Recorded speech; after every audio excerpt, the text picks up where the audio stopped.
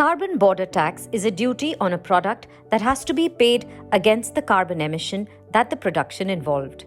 It is also known as EU Carbon Border Adjustment Mechanism or CBAM.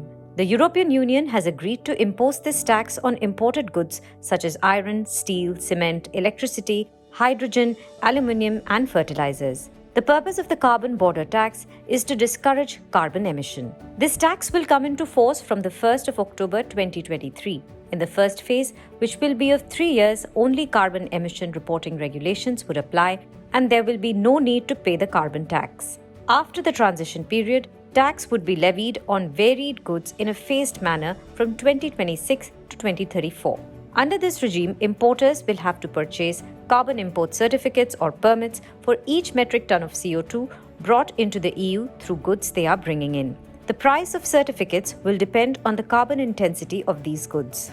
Most of the EU member countries already have carbon emission taxes. They impose high costs on carbon-intensive businesses in their own countries. But companies can sidestep this by moving production to a nation which doesn't have this tax. This practice is called carbon leakage. According to the EU's Carbon Border Adjustment Mechanism, the tax on the imported products should be paid by the importer in the European Union. Alternatively, the non-EU exporter can present a certificate of the tax paid for the carbon emitted during the production.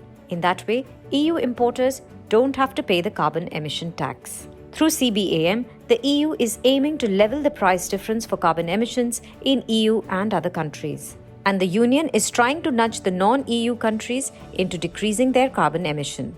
However, this tax will increase the costs on poor countries who are exporting to the EU as they have to pay for the new taxes. Brazil, South Africa, India, and China have stressed that carbon border taxes could promote market distortion and worsen the trust deficit among countries. If you like this video, share it and subscribe to Business Standard.